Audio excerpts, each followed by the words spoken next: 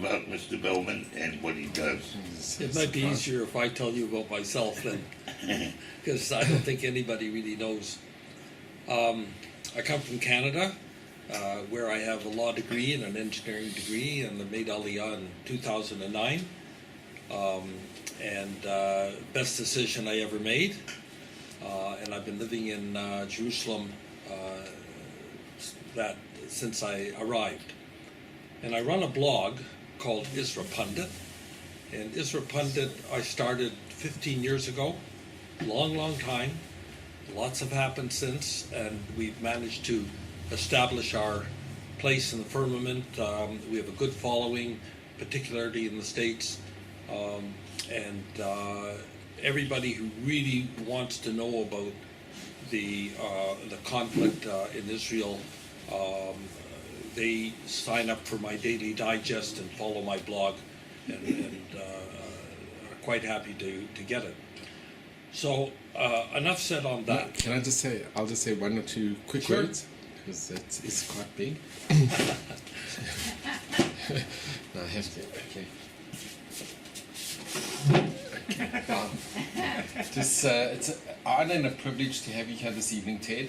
I just must mention to our viewers and the audience here that Ted organized a talk in Jerusalem at the Begin Center.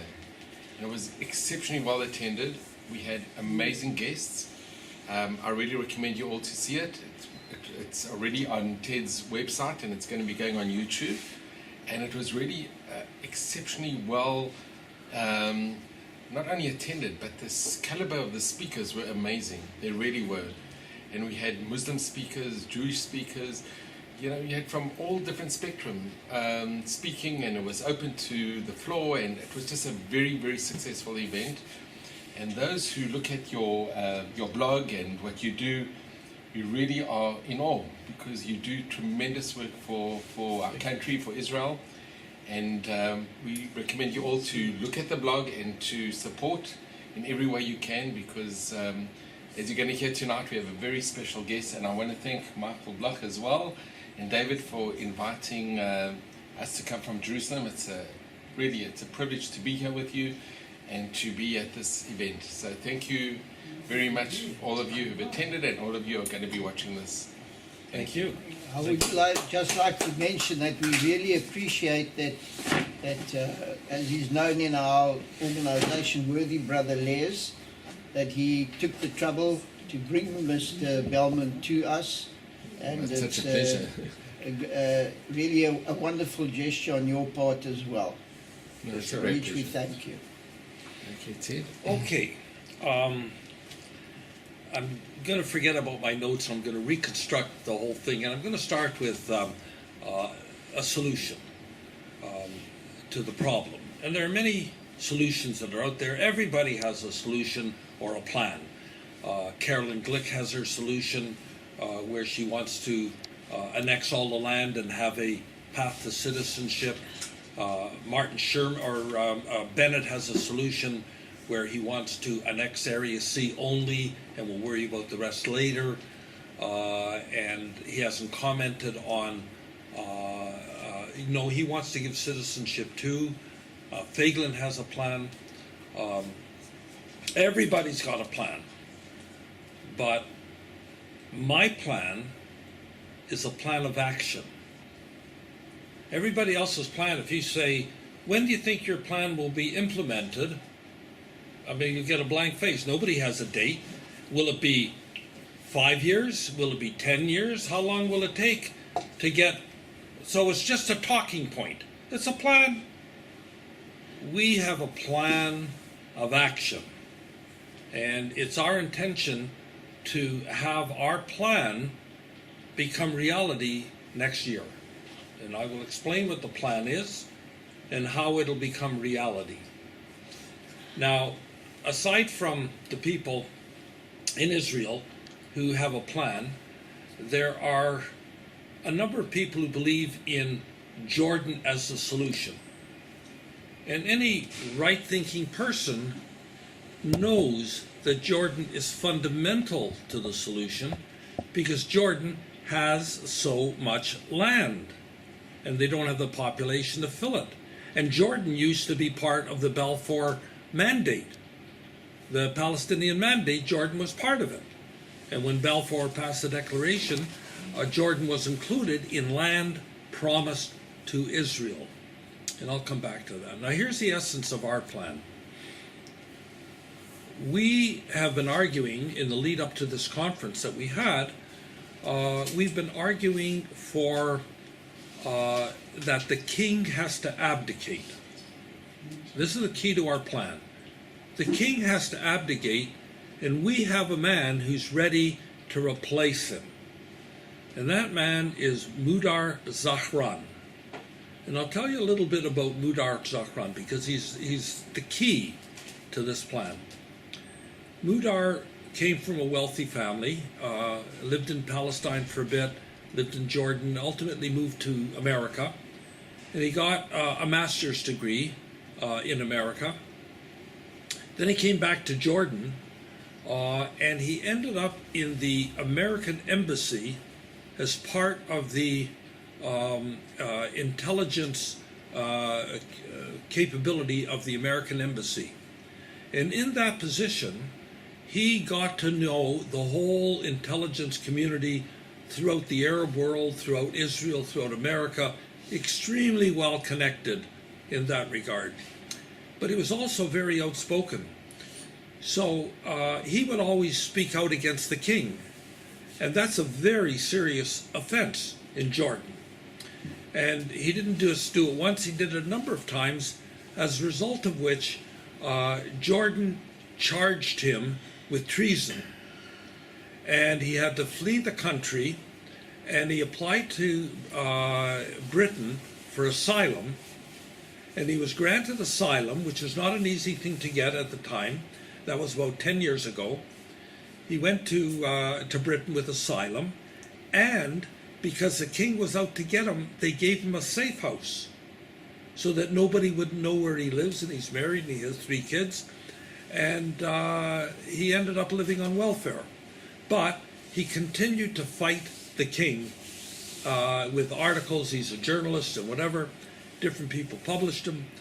And while he was in England, and he's been there for 10 years, he got a PhD. And he said, well, it doesn't cost a lot of money, and welfare is pretty good. I mean, Britain takes care of its own kind of thing. So he's got a PhD in the time that he was there, and now he's working on a second PhD. So a very ambitious guy. And throughout this whole time, he's been trying to organize an insurrection in Jordan, working with the Palestinians, because he's a Palestinian. And if you weren't aware of it, at least 75% of the people living in Jordan are Palestinians. At least 75%. And in a way, what the hell is King Abdullah, the Hashemites, doing in Jordan? They only have 82 members in their family. That's the extent of the people living that are in the immediate family, and they are running Jordan. And so he started to organize the Palestinians to rise up and to go to the streets and whatever. And they started that during the time that Obama was in office. And Obama, because of his peculiar policies of embracing the Muslim Brotherhood, which has their headquarters in Jordan, Obama did not want the king to be overthrown. And so the insurrection didn't go anywhere, and Mudar was biding his time. Now, I met him about 8 years ago. He was in Israel, and we got along very well. And he would keep in touch with me regularly, telling me about how he's organizing all the Palestinian camps in Jordan, like the refugee camps. Each camp had their own leader and whatever. And he was talking to them, trying to get them to form a coalition, an Arab coalition, opposition coalition, a Jordan opposition coalition. And he was producing a platform. So if people are going to join a coalition, they will know what the platform says and whatever. And he had to draft the platform, which he was working on, and he wanted my input on the platform. So he sent me the platform, and I had my own interest and goal. I wanted to make sure that the Jordan would befriend Israel all the Palestinians that they had given citizenship to. And I'll mention that in a moment. And that's all I wanted from him. And so he, on the other hand, first of all, he wanted to please me and to give me what I thought wanted, because he wanted Israel on their side. And in a way, I was a proxy for Israel, explaining what Israel would interest them and make them support him. And on the other hand, he had to go to all these Palestinians, refugees in Jordan, and like he readily admits, they hate the Jews. They hate Israel. But there's only one person they hate more, and that's the king. Right? So that's like the Palestinians, they hate Israel, but they hate the PA even more. But anyways, he had to work his magic with all these various groups to get them to accept the constitution or the platform that he was creating, because they were going to be a panel or a coalition that was based on that. And that program, it's a 15-page program, is posted now on my website, and his vision is a democratic, secular state, fully westernized. That's the vision. And then I remember, we did this about 3-4 years ago. He called me up one day very excited, because we used to have the idea or the belief that the king, his support, his strength is the Bedouin. That the Bedouin are treated nicely by the king, and this is what every dictator does. You take care of your friends. You let them eat at the trough, so they can get some of the ill-gotten gains. And you give them higher wages, you give them this, you give them whatever, in order to keep them loyal to you. That's what all dictators do. You have to have a constituency that has a vested interest in protecting you, because they're eating at the trough. And we used to think that was the Bedouin. So what happened is the king started to get into economic trouble, so he started to squeeze the Bedouin. And so 2-3 years ago, Mudar calls me up, and he says that there's a 1 million-man Bedouin clan in Jordan wants to join the coalition. 1 million man. That's big. That's very big. And as it turned out, one of the Arab speakers that I brought to Jerusalem to talk from their point of view was a leader of that Bedouin clan. And he is also run away from Jordan because there's a price on his head. Anybody who wants to challenge the king has a price on their head. And so Mudar happened to bring even the Bedouin into his coalition, and we published a document 2 years ago. Now and it stays there, and nothing has changed. But we decided that now's not the time, given that Obama's in office, and we sort of backed off the idea of overthrowing the government. But that was always his plan. Now, during this period of time, the Jordan tried Mudar for treason in absentia and convicted him to life imprisonment. This is serious stuff. And even now, when I was getting ready for the conference, he phoned me up agitated one day, and he said his safe house has been made public and he has to go to the police immediately and get a new safe house. He's constantly on the run. And they gave him a new safe house, and he's got 3 kids to worry about. Okay? So he's really dedicated to this whole idea. And the essence of the plan is that the king has to abdicate, and he wants to replace the king, and then he's going to make Jordan as friendly to Israel as Emir Faisal wanted to make it 100 years ago when he made a deal with Weitzman, the Faisal-Weitzman Agreement. You may be familiar with that agreement. And that agreement basically said is, we will welcome you here with open arms, and all we want from you is to help build our economy. And that's exactly what Mudar wants to do. He wants to be totally friendly and work with Israel in every way possible to build the economy. And that's what his plan is. And it all depends on getting rid of the king. That's the only thing. So when I'll come back to the current history, and I just want to give you a little bit of history starting with the Faisal-Weitzman Agreement. That was 1919, that agreement. It never got accepted by Britain. It never got accepted by other Arabs. So he didn't represent everybody. He was a king of Syria at the time, a very important emir.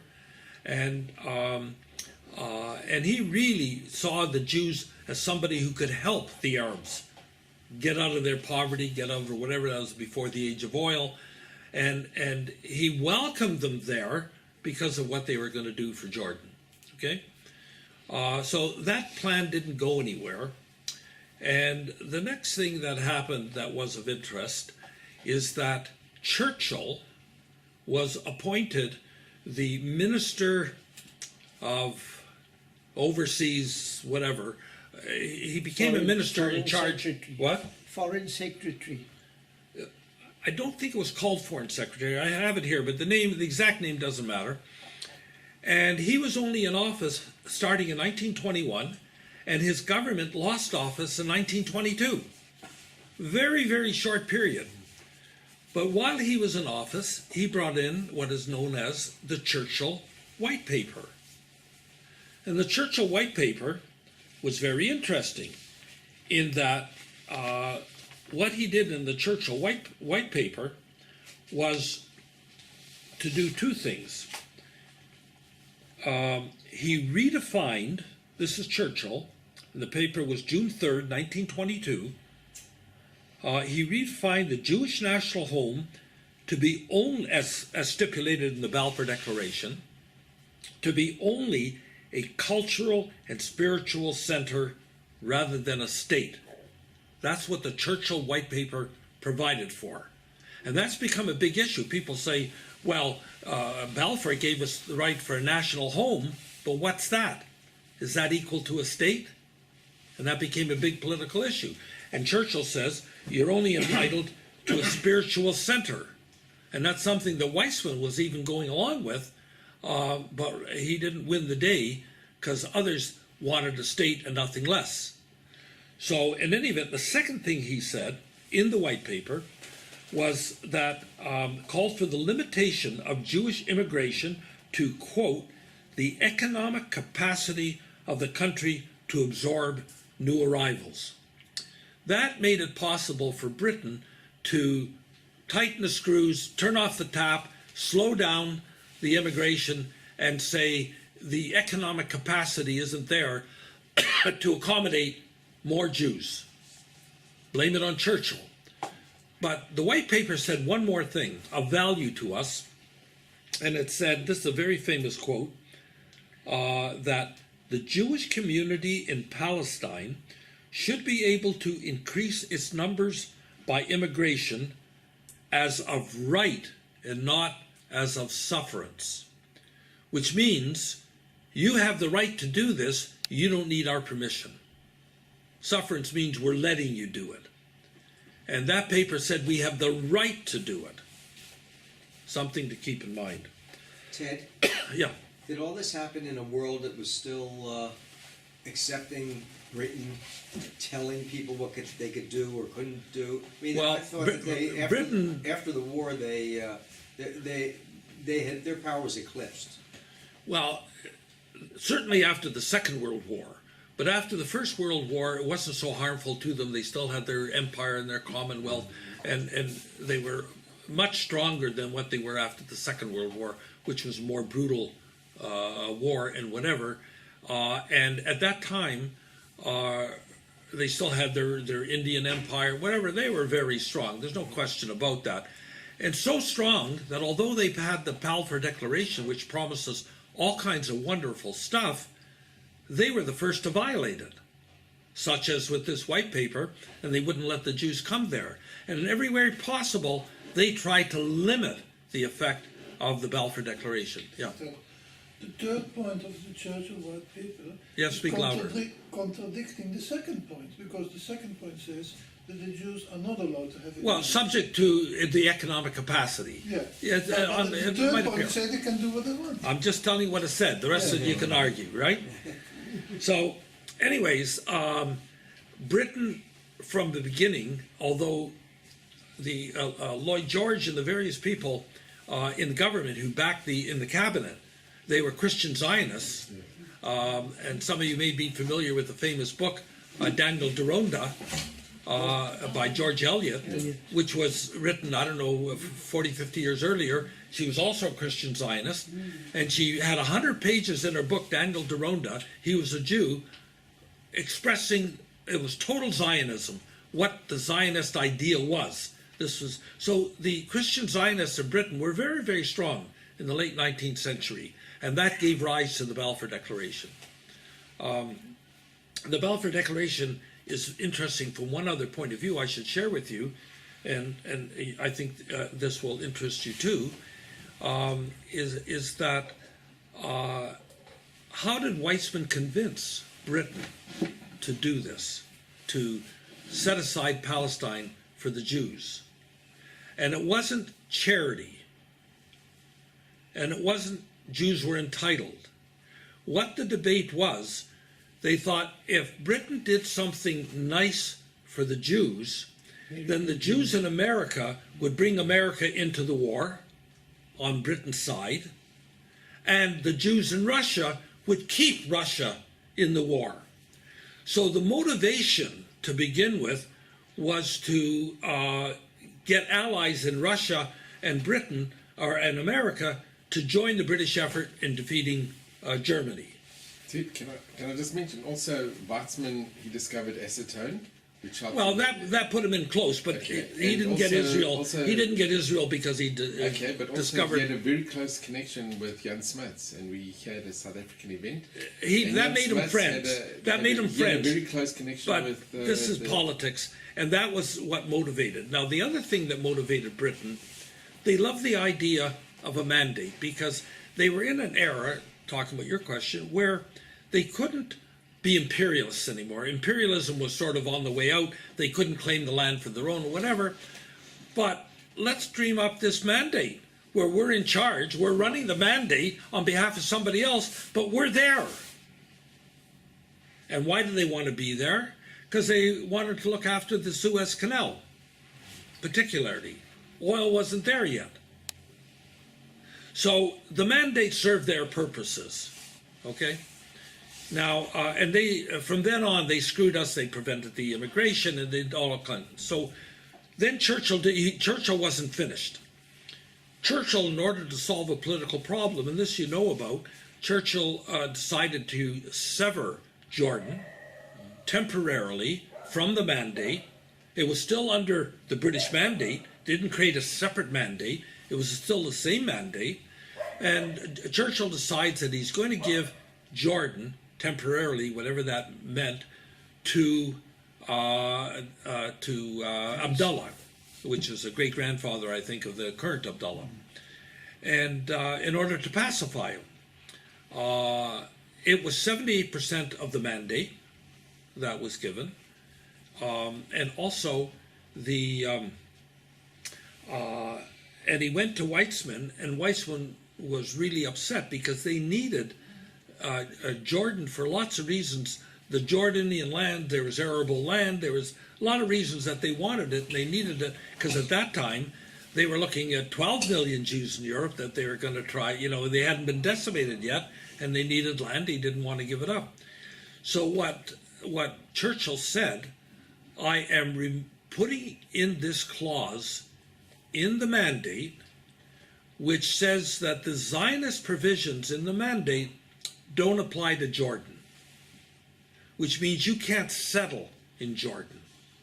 And so Weizmann got all upset about that, and Churchill said it's only temporary, and if you don't sign the mandate or agree to that, we won't sign the mandate. And it was black the and same white. year, I think. Yeah, Churchill got Weizmann to agree to that clause and the removal of Jordan at the threat of canceling the mandate, because it hadn't been signed yet. And it was only about 2 or 3 months after this white paper that the mandate was signed, and I think even before it was signed, that Churchill was out of office.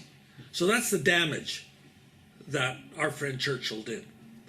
Now, one other thing that I want to mention, this is a side issue.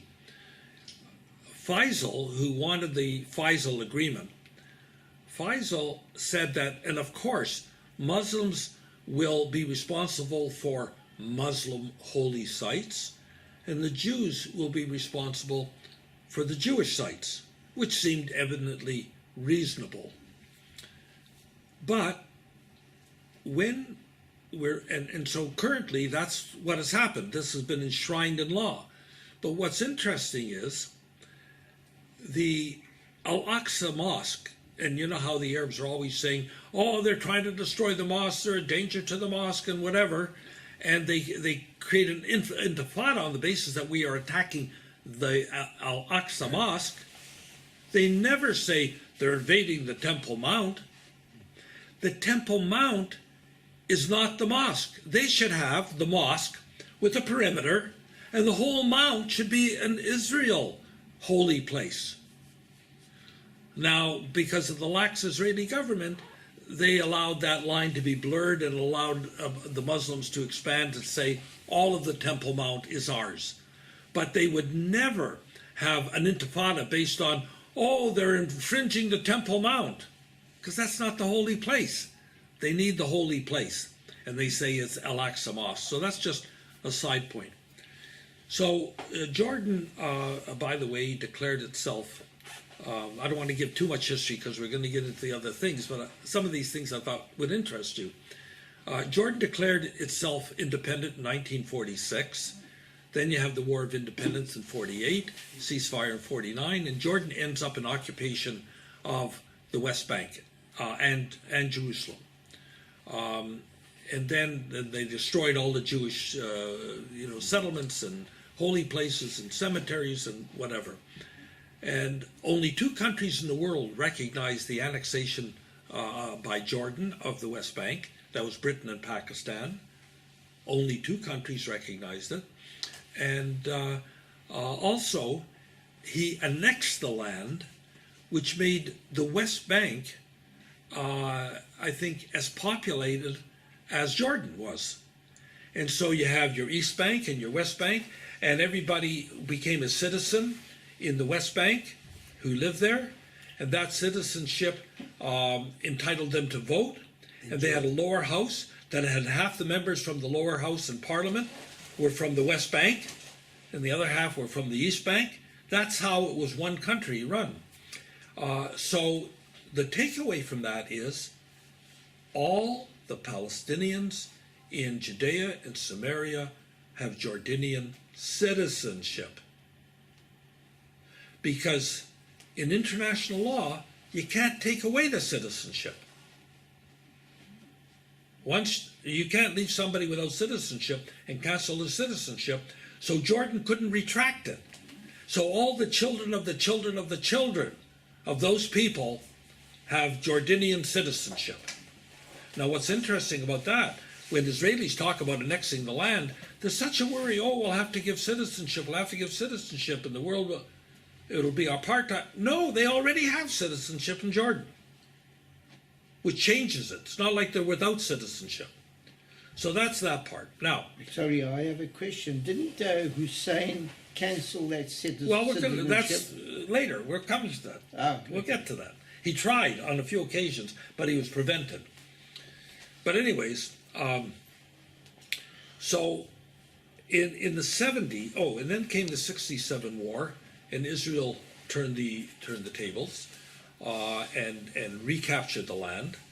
And they had Resolution 242, which basically said that Israel can. This is interesting too.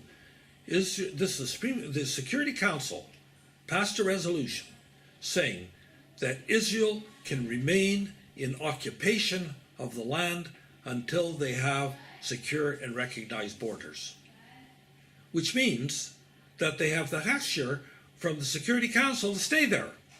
It's not an occupation. That's the wording of 242. They can stay there until they have an agreement for secure and recognized borders, which they haven't had. And when they do, they don't have, those borders don't have to be on 67. They don't have to give up all the land. That argument you know about already. And the agreement had to be between the states in the area to the conflict. That's Jordan, Egypt, Saudi Arabia, whatever. And the PLO and the Palestinians weren't even heard from, had no right to negotiate, were nobody. And for lots of reasons, the Arabs then, they passed legislation, if you're a refugee, no Arab country can allow you to give up the refugee status, and they can't give you citizenship, and they got to stay in refugee camps. That was legislation passed by the Arab League. So every Arab country will not allow the absorption of the refugees, so they remain refugees. And today, I think there's maybe 20,000 refugees, original refugees from that time. And the millions that everybody quotes are children of children of children. And in no other place, like in the regular refugee law, that the children are not refugees. They get citizenship where they were born or whatever, but a refugee is the person who fled. So that's that issue. So anyways, in 1988, after the Arab League passed legislation turning over everything to the PLO, so Jordan thought they don't have any choice to remain independent, and they decided to also relinquish their right to negotiate the West Bank, which was a right put down in 242, and they had absolutely no right to give that right away to somebody else. That's not something they have a right to do, but they did it, and Israel didn't object to it, and Israel compounded it with the Fakat Oslo Accords, as you know, and they really made a mess of that. So that's how Jordan pulled out, but Jordan can't take the citizenship back. That's important.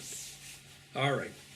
So that brings us up to Obama is there, and then what happens is that when the first glimmer of hope came in the summer of 2016, the Republicans had a convention prior to the election at the end of the year, and in that convention they unanimously passed a resolution calling for some kind of settlement of the conflict without any mention in the resolution of a two-state solution or of Palestine. Totally absent from it because they wanted to expand the possibilities without defining or favoring a solution. So, and Trump was very much involved, his people were very much involved in approving that wording. No reference to Palestine, no reference to the two-state solution, and what is interesting, it was passed unanimously in the Republican convention. Huge, especially when you look at the Democrats and what they're doing and how anti-Semitic and anti-Israel a large part of the Democratic Party is.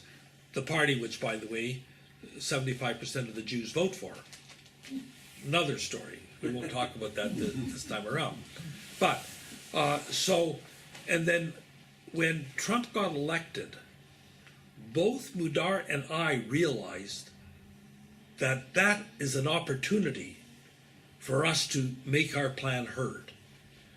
So we created the conference on the Jordan option, exploring all the issues and getting a lot of publicity and whatever. But at the same time, we were making inroads to the Trump administration and presenting them with the ideas. And they started following us, all quietly. And they even interviewed Mudar Zachran and vetted him. But he had already been vetted because he worked in the American embassy for 10 years. And they vetted him again. And when a government is looking at you, they don't look like person to person. They get some proxy to go check you out for them who isn't connected with the government. So the proxy is interesting that they sent to meet with Mudar. The proxy, you'll recall that this is the first time a rabbi gave the prayers at the inauguration. Mm-hmm. He was the head rabbi of Wiesenthal Center. Higher. The second in command, Cooper, was the emissary, and Cooper came to talk to Mudar and spent a couple hours with him, and then reported back. So Mudar has been vetted. Now, Mudar knows everything that's going on because he talks to intelligence people. Everybody tells him up-to-date stuff what's going on, and they tell him that America is formulating plans that hinge on putting him in office. Very confidential. But they said to him, how do you think we should do it? And he wrote a 15-page paper for them. And in that paper he said, we want Israel to be against us. Nowhere should Israel in any way favor us. They should continue to say we want the king. Secondly, we want the American government to be against us, protecting the king. Because we don't want to appear as a puppet of Israel or of America. And right away, the Trump administration was very impressed with his sophistication. He understands psyops. He understands how you con the people, how you present the facts or the picture, the whatever, to make it more acceptable. And so at this moment, and things can change, that's the centerpiece to the plan. That's going to come down. Now, we don't know why that's good for Israel yet. I'm going to deal with that shortly. But first, I want to finish something about the plan. And these are, at the conference, certain very key questions were asked. One question was, how do you feel about separation of church and mosque? And he had no trouble with that. Right away he answered that they should be totally separated, in keeping with it being a secular state. And then I said, how do you feel about Jordan's role in the Temple Mount? He says, we have no business being in the Temple Mount, that Israel is sovereign, and Israel should appoint their own Muslims to manage the Waqf and Al-Aqsa Mosque. It has nothing to do with us. Another brilliant answer that he put forward. So then the next question was, will Saudi Arabia support you? Now, what's happened to Saudi Arabia is absolutely unbelievable. And I just written an article, I'm going to publish it maybe by Sunday. But Saudi Arabia, due to, those of you who followed the American elections, Trump always said we have to defeat ISIS and their ideology. He always said defeat the ideology that gives rise to all these people. And in the time that he was in office, he managed to get Saudi Arabia to agree. And so by the time he came to Riyadh, it had all been agreed upon. Saudi Arabia had 50 Muslim countries in attendance, and Trump gave his speech about the ending the ideology and westernizing and coming into the modern world and all kinds of stuff like that I've identified in my article. And this guy, Mohammed bin Salman, bought into it 100%. And they are now committed to undermining Wahhabism. and they're committed to becoming westernized. And part of that commitment, and this comes back to King Faisal, or Faisal, or the Emir Faisal from 100 years ago, is that they came out with a plan they called Vision 2030. And that was an economic vision where they want to totally modernize, create industry, create universities, whatever they need to come into the modern world. And they recognize that to come into the modern world, they have to be hospitable to the West. They cannot have kafirs and Muslim law and Islamic this. They have to totally get rid of it. So the first thing, and so they got all the Muslim countries to agree to this. Unbelievable. This is the most important things Trump has done so far. Unbelievable, the conversion and the commitment. And part of the reason that's pushing that conversion and commitment is that Saudi Arabia is going bankrupt in 5 years. Saudi Arabia now has $750 billion surplus. But with today's price of oil, that surplus will run out in less than 5 years.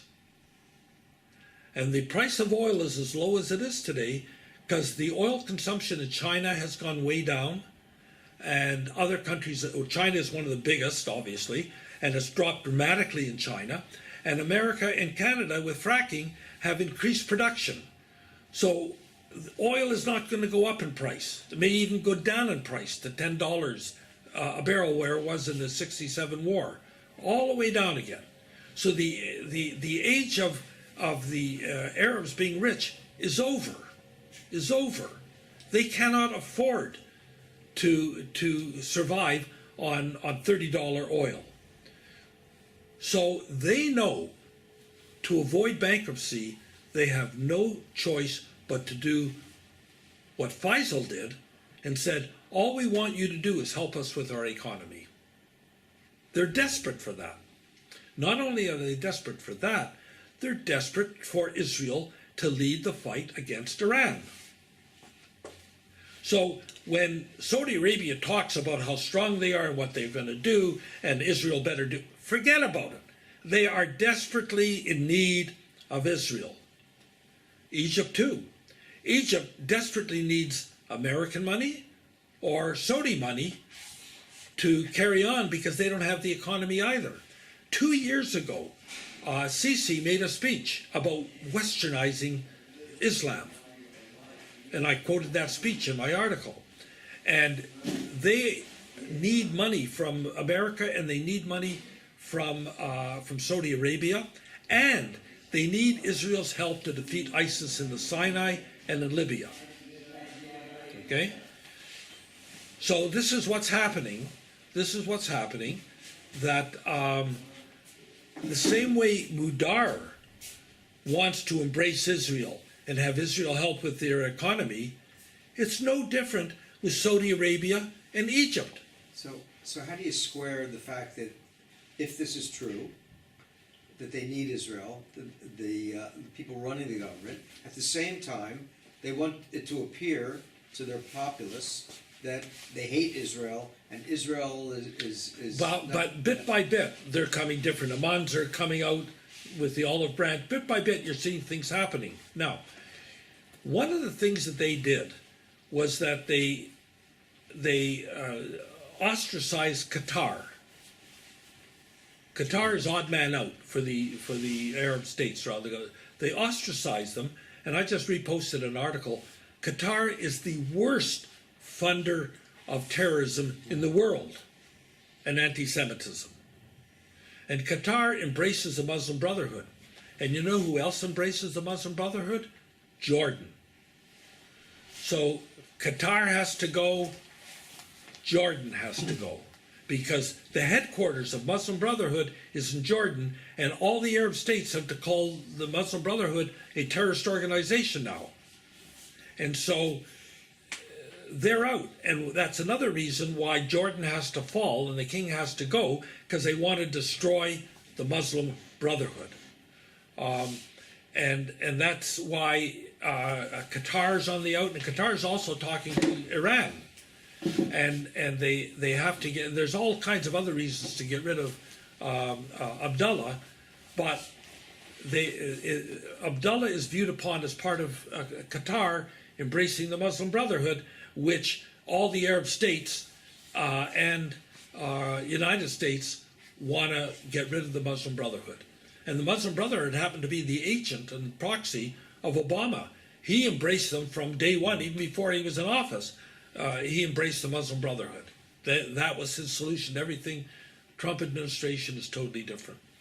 So that's what's happening in that part of the world.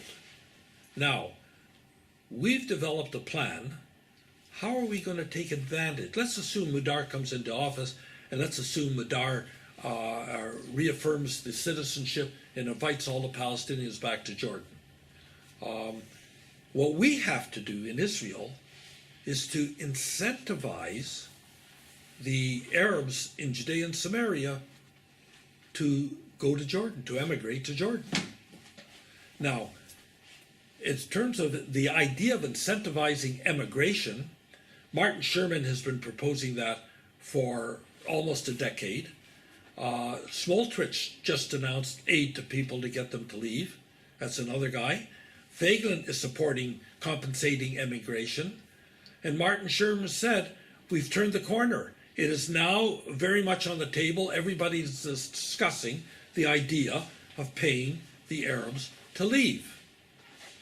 So I happen to get in touch with a guy who does feasibility studies, economic feasibility studies that are huge. What kind of studies? $100 million real estate projects. He does the economic feasibility.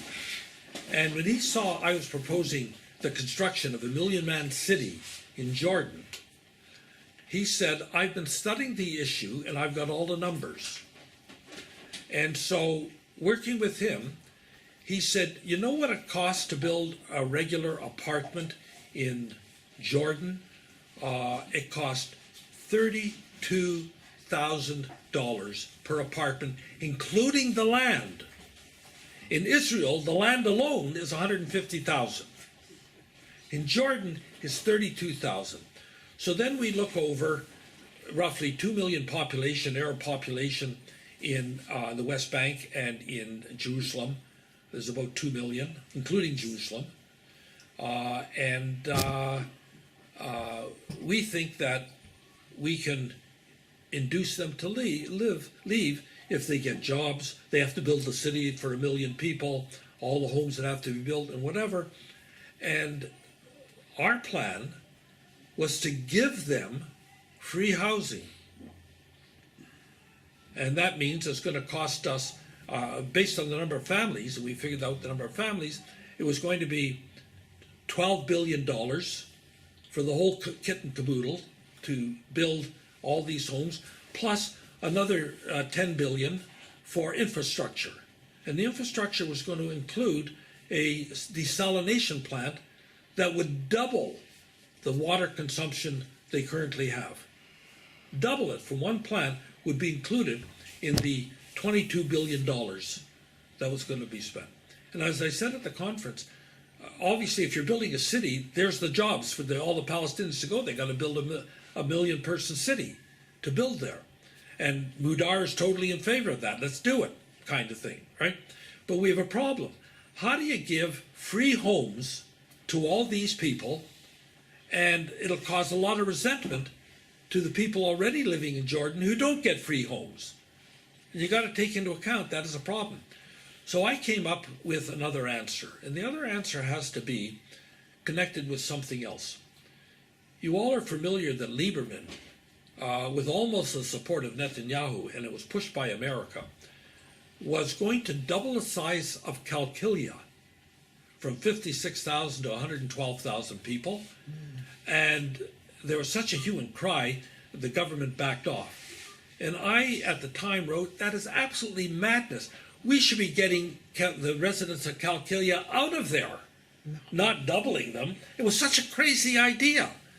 And the problem we have is that even Bennett's plan for annexing Area C has all these pockets of Area B, How do you have a state with 10 pockets of a different people who aren't citizens?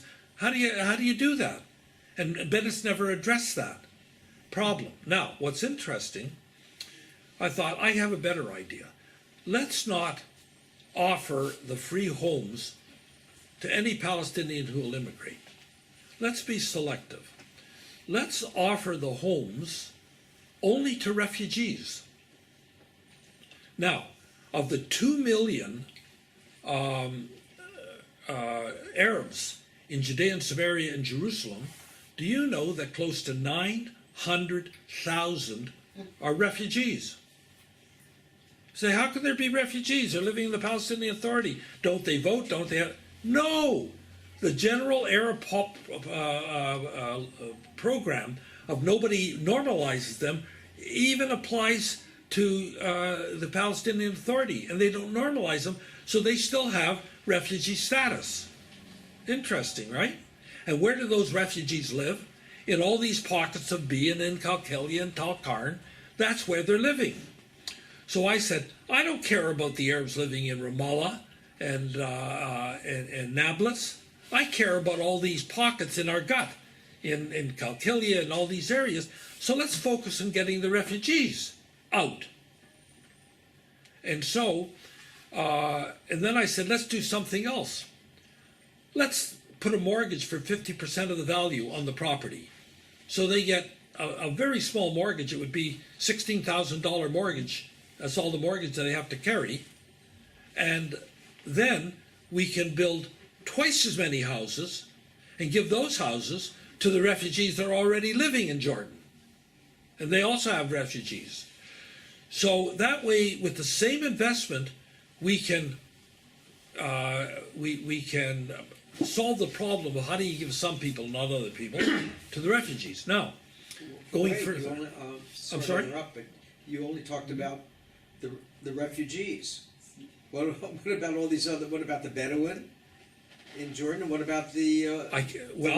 You can tweak it. I'm just saying, all they're Palestinian? getting is residence with a mortgage. If need be, it can go to everybody. I won't get into. I'm just saying, the essence. I'm focused on the refugees. Now you go one step further. There is 1.6 million Arabs in Gaza. Anybody know how many refugees in Gaza?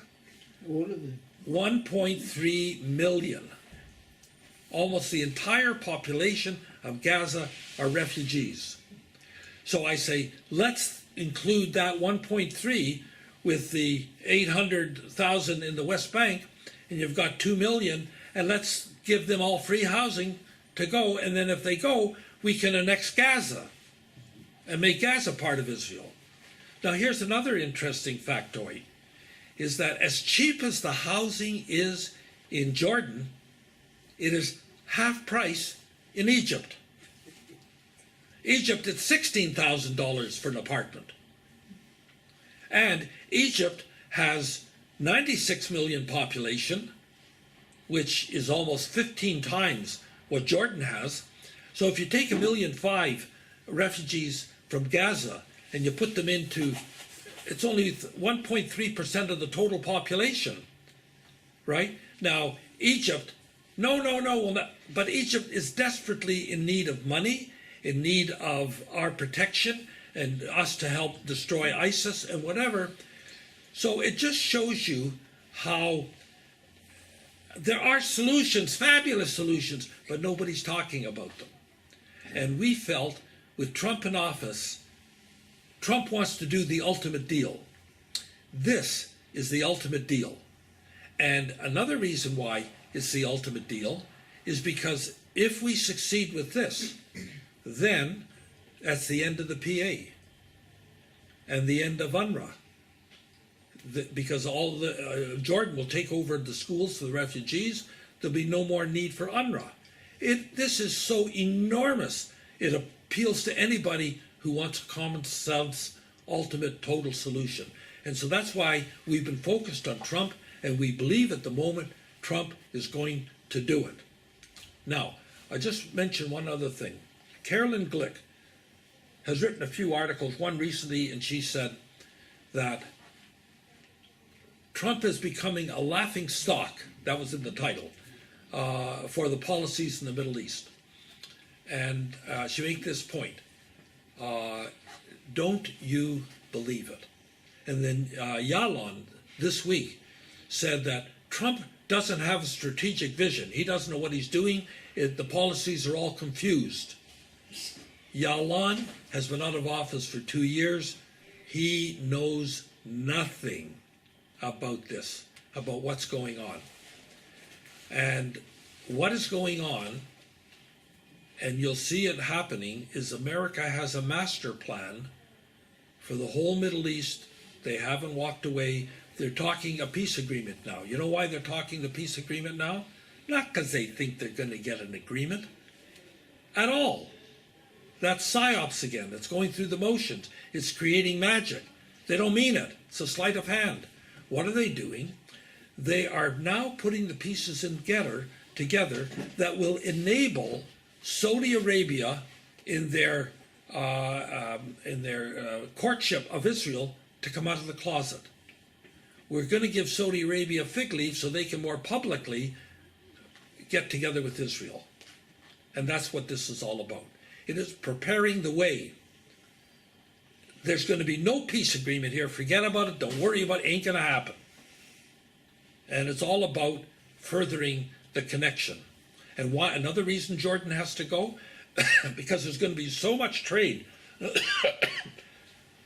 going from Israel to Saudi Arabia that we want trucking lines. We want a friendly Jordan, so trucks can be trucking in back and forth goods to Saudi Arabia and so on. So that's another reason Jordan. And he has plans for Kurdistan. Look what's happened in Lebanon. Lebanon's going to be destabilized soon. They started already. They're on notice. Trump has promised that he's going to push back Iran, and I believe he's going to do it in his time. And this is part of the thing. Oh, what's he doing? He has Iran just did this, they did that. It's happening in a very orderly fashion. And the first thing, aside from the revolution in Saudi Arabia, something just happened. Qatar is a problem. What's the problem? America has their Air Force there and their Navy there. And they are running an enormous airfield out of Qatar to fight ISIS.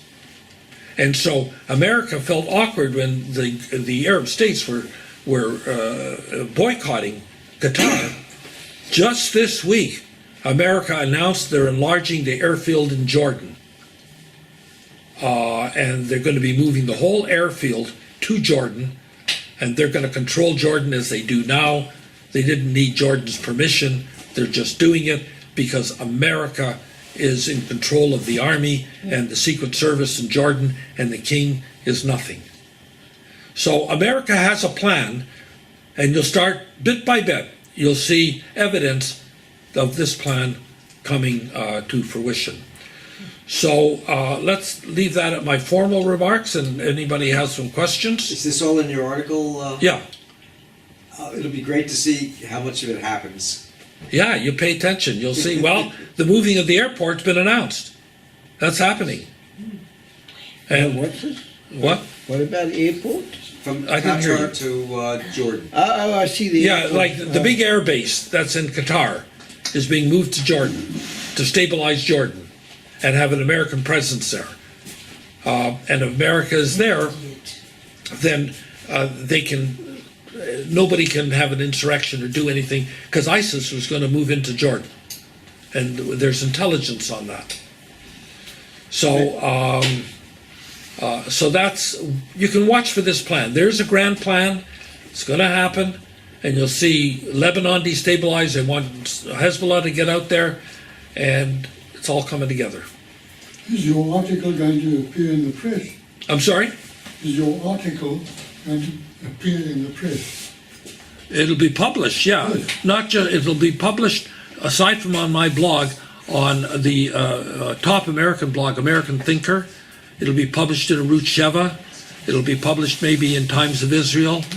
And it'll be circulated to the White House and everybody that has to read it.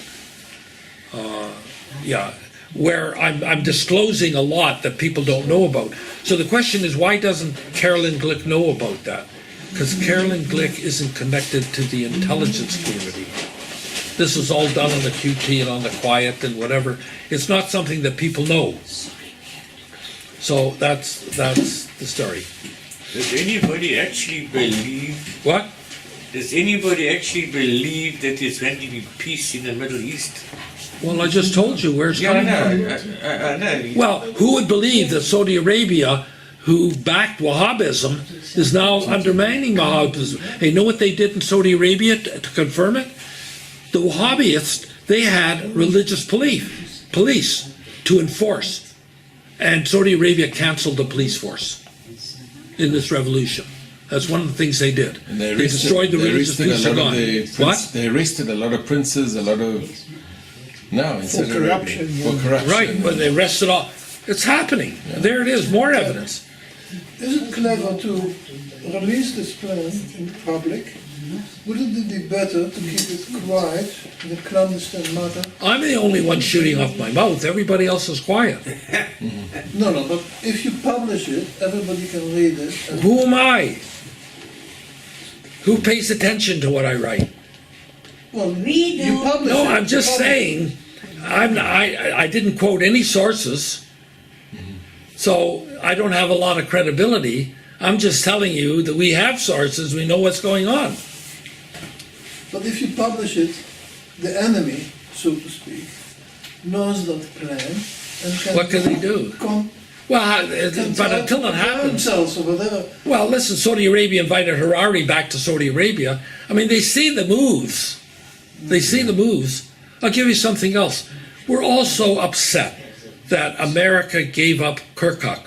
They didn't keep Kirkuk for the Kurds, That's right. right? So I can tell you the story about that too. Number one, Yash, this is QT. Number one, what happened? And the Kurds are very upset with this, but they needn't be. One of the things that America said was that it was premature, your referendum. And what they meant by that, in due course, we have an orderly progression of what we want to do. And first we want to do Jordan. And we'll get to you. But they said something else. When Jordan challenged, first of all, did you read anything about people getting killed? No. When they took over Kirkuk, it just melted away. Forces It melted away. And that was part of it. And they said that Iraq is taking it back because it's disputed territory. Now, if Kirkuk is disputed territory, that's like giving a hexture to the rest, the autonomous region, saying that's not disputed. And Iraq didn't go any further than Kirkuk. And if they were so weak, if the Kurds were so weak, there was nothing wrong to Iraq to destroy the whole autonomy. But they didn't. They stopped with Kirkuk. And Kirkuk, I believe, will end up going back to Kurdistan in due course. No, but they took it because they want the oil. Well, there's oil there, but oil isn't as important as it used to be, as I've But indicated. to the Kurds, it's very important, and to the Iraqis. Well, the Kurds have an economy, sure. It's going. It's not going to be run by the